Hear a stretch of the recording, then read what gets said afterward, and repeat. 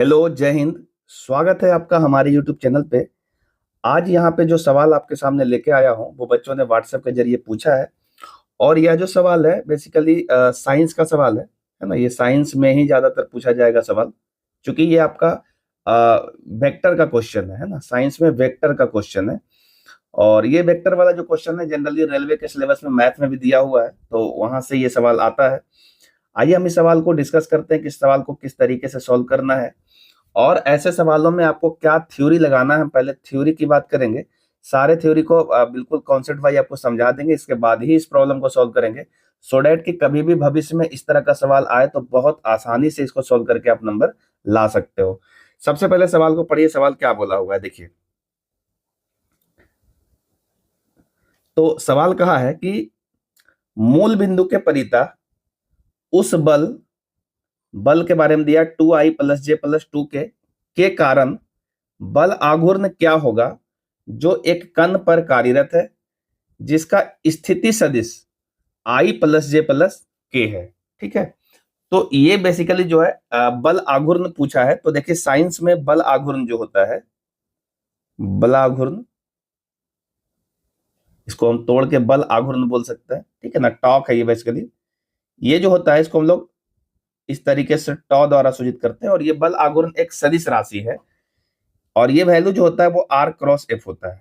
r cross f, ध्यान दीजिएगा, हम पहले थ्योरी आपको समझा रहे हैं, उसके बाद ही इसका हम सॉल्यूशन भी बता देंगे। तो r क्रॉस f होता है। r यहाँ पे जो है ये r आपका स्थिति सदिश है। r आपका स्थिति सदिश है। इंग्लिश में इसे हम लोग पोजीशन वेक्टर बोलते हैं। पोजीशन वेक्टर ये किसी भी कण के पोजीशन को बताता है ना। और ये जो f है, ये f आपका फोर्स है, अर्थात बल है।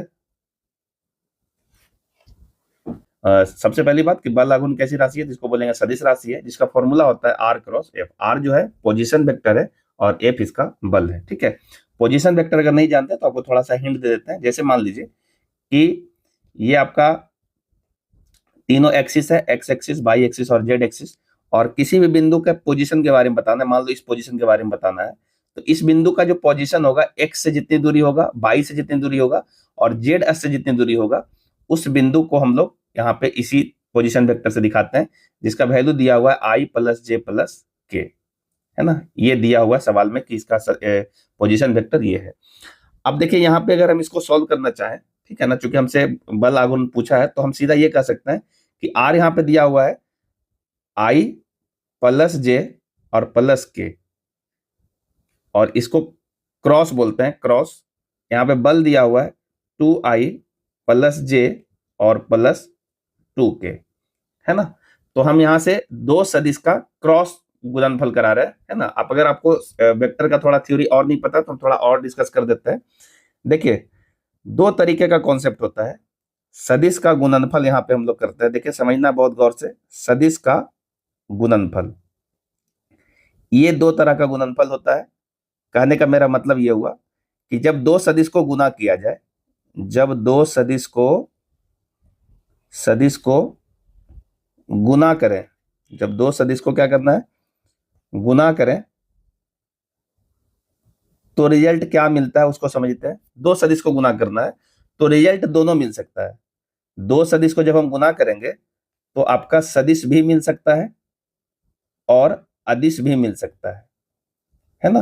तो यहीं से हम लोग कहते हैं कि जब दो सदिश को गुना करें और सदिश मिले, है ना, दो सदिश को गुना करें और सदिश मिले, तो इसको हम लोग कहते हैं दो सदिशों का सदिश गुणनफल। इसको क्या बोलते हैं, दो सदिशों का सदिश गुणनफल। ध्यान रखिएगा इसको। और जब दो सदिश को गुना करके अदिश मिले तो उसको हम लोग बोलते हैं दो सदिशों का अदिश गुणनफल। याद रह जाएगा आपको। ध्यान रखिए, दो सदिश को जब गुना करेंगे और सदिश राशि मिलेगा तो हम उसे बोलते हैं दो सदिशों का सदिश गुणनफल। और जब दो सदिश को गुना करने के बाद अदिश राशि मिले तो हम उसे कहते हैं दो सदिशों का अदिश गुणनफल। ठीक है, तो जो आपका सदिश गुणनफल होता है, दो आपका सदिश गुणनफल होता है, इसी सदिश गुणनफल को हम लोग कहते हैं क्रॉस प्रोडक्ट। क्रॉस प्रोडक्ट, इसको हम लोग क्रॉस से डिनोट करते हैं। और जब दो सदिशों का गुणनफल अदिश दे, अर्थात अदिश गुणनफल हो, तो इसे हम लोग कहते हैं डॉट प्रोडक्ट। इसको हम लोग डॉट से दिखाते हैं, ठीक है ना। और इसके लिए एक फॉर्मूला है, उस फॉर्मूले को भी ध्यान में रखेंगे। देखिए इसके लिए क्या फॉर्मूला है, तो इसके लिए जो फॉर्मूला है वो ये कहता है कि जब दो सदिश है, जैसे एक सदिश ए है और एक सदिश बी है, इसको यदि हम क्रॉस करेंगे तो फॉर्मूला होता है ए बी, ठीक है, साइन थीटा। और एक एन कैप आता है, एन कैप एक इकाई सदिश है, ये आपका एक इकाई सदिश है जो सिर्फ दिशा बताने आया है, परिमाण में कोई परिवर्तन नहीं करेगा, ठीक है। चूंकि इकाई सदिश का परिमाण जो होता है वो एक आता है, तो दिशा देगा, है ना। ये जो आपका है इकाई सदिश है जिसका परिमाण जो होता है, परिमाण वह एक होता है।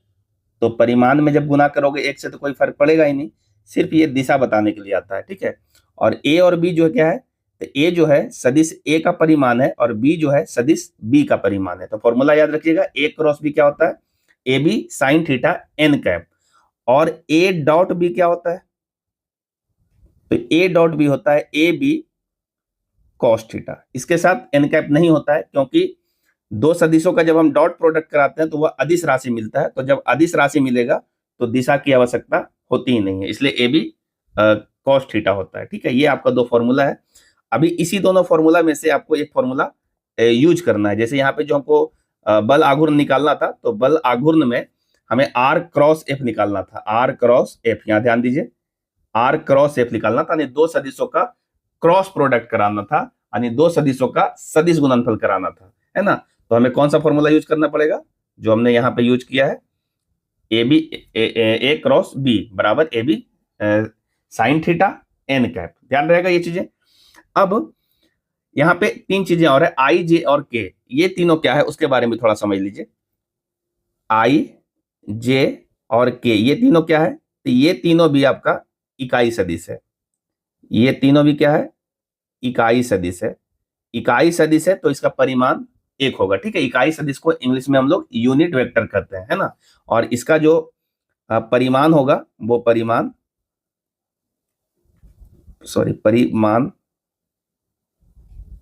एक होगा, है ना, आई का भी, जे का भी और के का भी, ठीक है। यदि हम ये बोलना चाहें परिमाण को ऐसे डिनोट करता है, आई बराबर एक होगा, मैग्नीट्यूड ऑफ जे ये भी एक होगा, और मैग्नीट्यूड ऑफ के ये भी एक होगा, ठीक है। अब यहां से आप ध्यान दीजिए कि यदि हम आई को आई के साथ क्रॉस कराएंगे, देखो आई जो है इकाई सदिश है ना, तो सदिश का जब क्रॉस कराएंगे तो ये क्या बन जाएगा, तो कहेंगे आई साइन थीटा एन कैप, है ना। तो दो सदिश आई और आई सेम सदिश हो गया ना, आई और आई क्या होगा, जैसे ये आई है और ये भी आई है, इसी पे आई है ना। आई वो सदिश होता है जो जिसकी दिशा एक्स की तरफ होती है, और जो के जे होता है वो उसकी दिशा वाई की तरफ होती है, और जो के है उसकी दिशा जेड की तरफ होती है। ये भी आप ध्यान रख लीजिएगा, है ना। अगर आई है तो इसकी दिशा एक्स की तरफ होगी, अगर जे है तो उसकी दिशा वाई की तरफ होगी, और अगर के है तो उसकी दिशा जेड की तरफ होगी, जेड अक्ष की तरफ होगी, ठीक है।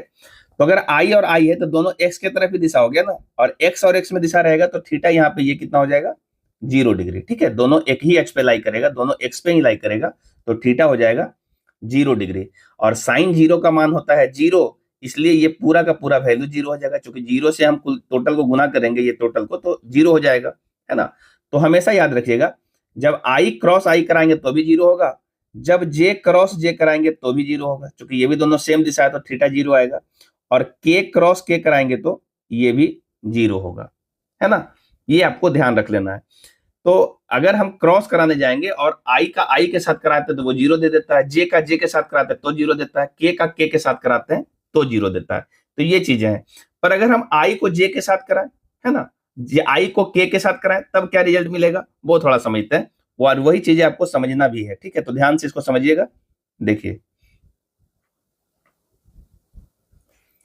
तो हम ये कह रहे हैं कि यदि हम आई को क्रॉस करा दें जे के साथ तो क्या मिलेगा। तो ध्यान दीजिए, ये आपका मिलने वाला आई और जे के बीच में कोण कितना मिलेगा, 90 डिग्री। यहां ध्यान दीजिए, कोण कितना मिलेगा, 90 डिग्री। तो हम जब मैग्नीट्यूड निकालेंगे आई का तो ये 1 होता है, जे का भी 1 होता है, और यहाँ पे साइन 90 डिग्री आ जाएगा और साथ में वो एन कैप आ जाएगा। तो ये वैल्यू तो आपका 1 हो जाएगा, क्योंकि साइन 90 का मान 1 होता है, और ये आई का भी परिमाण 1 है, जे का भी परिमाण 1 है, तो सिर्फ आपका एन कैप बचेगा। और एन कैप क्या है, तो ये आपको सिर्फ दिशा बताएगी। एन कैप क्या बताएगा, दिशा बताएगा। इसका मतलब ये हुआ कि जब दो अलग अलग इकाई सदिश को लोगे, है ना, आई और जे को लोगे, जे और के को लोगे, के और आई को लोगे, तो अलग अलग करने से आपका सिर्फ दिशा बचेगा, क्योंकि थीटा 90 डिग्री होगा। यहाँ पे आप ध्यान दीजिएगा कैसे इसको हम लोग दिशा को बता पाते हैं। तो इसके लिए हम लोग एक सर्कल का इस्तेमाल कर रहे हैं, इसको भी आप समझिएगा गौर से। और इसमें एक दिशा में इस तरीके से लिख देते हैं, मान लो ये दिशा में अपनाया आई, ये आपका जे, और ये दिशा में आपका के। ठीक है, आई, जे और के। अब यहां से ध्यान दीजिए कि अगर हम आई और जे कराएंगे तो आई से जे की तरफ चलेंगे तो हमें इसके आगे क्या मिलेगा, तो के मिलेगा, तो इसकी दिशा हो जाएगी के कैप। ठीक है, अगर आप उल्टा चलेंगे तो उसकी दिशा में जो आगे का मिलेगा उसे माइनस के साथ पढ़ेंगे। जैसे अगर हम बोले कि जे क्रॉस आई क्या होगा, तो देखिए हमें यहाँ पे जे से चलना है, जे से चलना है के की तरफ, ध्यान दीजिएगा, सॉरी जे से चलना है आई की तरफ, तो जे यहाँ पे है, और जे से चलना है आई की तरफ, तो जे से आई ऐसे चलेंगे और उसके आगे मिलेगा के, तो के तो मिलेगा, लेकिन हमने उल्टा दिशा में चल लिया ना, हमारा दिशा ऐसे फिक्स किया हुआ था पहले से, लेकिन हमने चला है इसके विपरीत, तो इसमें लगाना पड़ेगा माइनस। ठीक है, अगर उल्टा चलेंगे तो माइनस लगाएंगे, और सेम दिशा में चलेंगे तो आपका प्लस में लगाएंगे। अब जैसे हम यहाँ बोले कि जे क्रॉस के क्या मिलेगा, जे क्रॉस के क्या मिलेगा, तो यहां ध्यान दीजिए, देखिए जे कहां पे, तो जे यहां पे, तो जे से के की तरफ चलेंगे, उसी दिशा में चल रहे हैं जिस दिशा में हमको दिया गया था, तो इसके आगे आई मिल रहा है तो मिलेगा आई, लेकिन प्लस में मिलेगा। लेकिन वहीं अगर हम के क्रॉस जे कहेंगे तो उल्टा चलना पड़ेगा, तो ये माइनस आई मिलेगा। ठीक है, उम्मीद है आप इस चीज को बहुत अच्छे से समझ पाए होंगे। अगर आपको समझ में नहीं आ रहा होगा तो आप कमेंट करके बताएंगे, तो आपका इस टॉपिक से रिलेटेड एक अलग से वीडियो आपको बना करके देंगे, तो उसमें आपको चीजें और अच्छे से समझ में आएगा। तो ये छोटा सा डिस्कशन था, जो थ्योरेटिकल पार्ट था वो हमने आपको डिस्कस कर दिया है ना।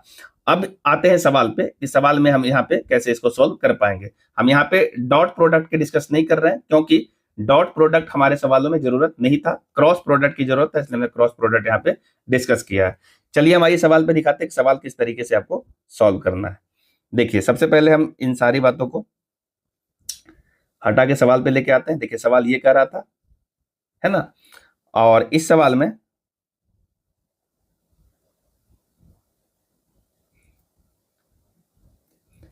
में देखिए कह रहा था यहां से मूल बिंदु दिया हुआ था और बल दिया हुआ था, है ना, तो हमें निकालना था बल आघूर्ण, और बल आघूर्ण को हमने बताया कि अभी टॉर्क से डिकॉर्ड करते हैं, टॉर्क पढ़ते हैं इसको, बराबर आर क्रॉस एफ होता है। तो हम यहां से आर का वैल्यू पुट करेंगे, तो ये आई प्लस जे कैप प्लस के कैप क्रॉस एफ दिया हुआ है 2i प्लस जे कैप प्लस 2k कैप। ठीक है, इसको हम लोग मल्टीप्लाई करेंगे यानी क्रॉस प्रोडक्ट कराएंगे, और यहाँ पे हम सर्कल ले लेते हैं ताकि आपको बताने में मुझे आसानी हो, है ना। ये दिशा फिक्स कर लेते हैं, ये दिशा है आई, जे और के, आई, जे और के, ये हमने दिशा फिक्स कर दिया। अब देखिए यहां से सबसे पहले भी हम जस्ट पढ़े कि आई को आई के साथ क्रॉस कराएंगे तो 0 हो जाता है, के को के के साथ कराएंगे तो 0 हो जाएगा, और जे को जे के साथ कराएंगे तो 0 हो जाएगा। तो सेम वाला का क्रॉस यहाँ पे लिखने की आवश्यकता ही नहीं, करेंगे तो भी वो चीजें 0 हो जाता है। जैसे यहां से देखो, इसको अगर हम क्रॉस कराएंगे तो सबसे पहले यहाँ पे ये वाला जो आई है, ये आई तीनों के साथ मल्टीप्लाई होगा, ये आई इसके साथ भी मल्टीप्लाई होगा, ये आई इसके साथ भी मल्टीप्लाई होगा, और ये आई इसके साथ भी मल्टीप्लाई होगा। ठीक है, तो हम एक बार मल्टीप्लाई करके यहाँ पे लिख देते हैं। जैसे देखो आई का आई के साथ में कराओगे तो ये तो 0 देगा, तो लिखने की जरूरत नहीं है। आई को जे के साथ में कराएंगे तो आई को अगर हम यहाँ से देखिए, आई को यदि हम यहाँ से जे के तरफ जाएंगे तो प्लस में के मिलेगा, तो यहाँ पे हम लिख रहे हैं के।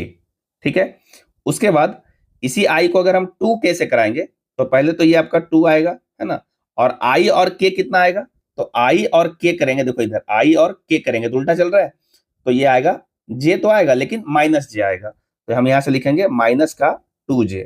ठीक है, क्योंकि यहाँ पे i के पहले 1 भी है और k के पहले 2 भी है, तो 1 और 2 मल्टीप्लाई होगा तो वो भी 2 होगा, है ना, और i और k मल्टीप्लाई करेंगे तो -2j आएगा। ठीक है, तो ये आपका रिजल्ट आया। उसी तरीके से यदि हम इसको मल्टीप्लाई करें तो कितना आएगा, जरा ध्यान दीजिए। देखिए, इसको हम हटा लेते हैं, इसके बाद आपका काम है i का हो गया, तो अब हम j से मल्टीप्लाई कराएंगे। देखो, अब यदि हम इस j को मल्टीप्लाई करेंगे इस 2i के साथ, j का मल्टीप्लाई कराएंगे इस j के साथ, और j का मल्टीप्लाई कराएंगे इस 2k के साथ, तो यहां से ध्यान दो कि j और i को कराएंगे तो j से i जाना है, तो j से, यहां देखो j है और j से अगर i जाएंगे तो उल्टा चल रहा है, j से i उल्टा चल रहा है तो माइनस क्या आएगा, तो हम लिखेंगे माइनस का k। लेकिन यहाँ पे देखो j है और इसके साथ में 2i है, तो यहाँ पे आएगा 2 आएगा और यहाँ से k आएगा, लेकिन माइनस में आएगा, तो हमने लिखा -2k, है ना। उसके बाद फिर इस j को j से मल्टीप्लाई कराएंगे तो ये तो 0 दे देगा, है ना। फिर j को 2k से मल्टीप्लाई कराएंगे तो 2 तो आएगा ही आएगा, और j और क्रॉस k कराएंगे तो j से k की तरफ चलिए, j क्रॉस k, ठीक है, सीधा चल रहा है, तो ये आएगा i, तो ये प्लस में i आएगा, तो प्लस में i लिख दिए, है ना। ये काम हो गया। उसी प्रकार से अब हम बारी है आपका k का मल्टीप्लाई करना उस तीनों से, तो हम k का मल्टीप्लाई कर लेते हैं।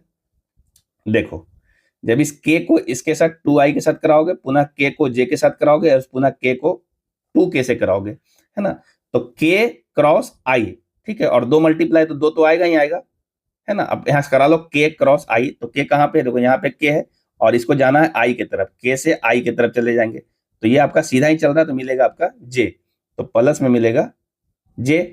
और अगर इस k को j से कराएंगे, देखो k को, यहाँ पे k है और इधर j है, देखो k को j से कराएंगे तो आप उल्टा चल रहे हो तो मिलेगा i, लेकिन उल्टा चल रहे हो इसलिए मिलेगा -i, ठीक है, यहाँ लिख देते हैं -i। और इस j को मल्टीप्लाई करोगे इस j से तो ये तो टोटल को 0 कर देगा, तो लिखने की आवश्यकता नहीं है। तो ये आपका फाइनल क्रॉस प्रोडक्ट आ चुका है ना। अब आप इसको सॉल्व कर लीजिए, देखिए कितना मिल रहा है। अगर कुछ कट रहा होगा तो काट लेंगे इसको। जैसे यहाँ से देखो ये आपका 2j और यहाँ पे ये माइनस में 2j, ये खत्म हो जाएगा, और इसके साथ ये देखो k और यहाँ पे लिखा हुआ है -2k, ये वैल्यू आ जाएगा माइनस का k, और यहाँ लिखा हुआ है 2i और -i, ये मिल जाएगा प्लस का i। सही से लिख देंगे तो ये आ जाएगा i माइनस k, ठीक है। i माइनस k कहाँ पे है, देखो ऑप्शन नंबर 3 में दिख रहा है, तो यही इसका सही जवाब होगा, ठीक है। तो ये था एक छोटा सा सवाल, ये सवाल बहुत ही छोटा है, इसमें बहुत कुछ नहीं करना होता है, लेकिन यदि आपसे ये सवाल नहीं बन रहा है दैट मीन्स कि आपका कॉन्सेप्ट में दिक्कत है, कॉन्सेप्ट को क्लियर करना पड़ेगा। इसीलिए हमने पूरा डिटेल से आपको समझाने की कोशिश किया कि इससे रिलेटेड जो थ्योरी होता है वो आपको याद होना चाहिए, है ना। और साइंस के ये छोटे छोटे फॉर्मूले जो होते हैं, ये सब फॉर्मूला आपको याद होना चाहिए, क्योंकि अगर फॉर्मूला नहीं याद रखोगे तो ऐसे सवाल में आपको दिक्कत होगा। और आपका डॉट प्रोडक्ट वाला फॉर्मूला, जैसे अगर हम बात करें कार्य का, है ना, जानते हैं कार्य क्या होता है, W, इसको हम लोग बोलते हैं F.S, मालूम है, ये डॉट प्रोडक्ट के साथ होता है कार्य, है ना। जनरली आप चीजों को सही तरीके से नहीं पढ़ते हो, बेसिकली ये आपका 11th वगैरह में पढ़ना है, पर आप सही तरीके से नहीं पढ़ते हो इसलिए दिक्कत होता है। और वही सारा कोर्स जो आप 9, 10, 11, 12 में पढ़ करके आते हो, वही चीजें कंपटीशन में भी जा करके कहीं से सवाल उठा करके डाल दिया जाता है ना।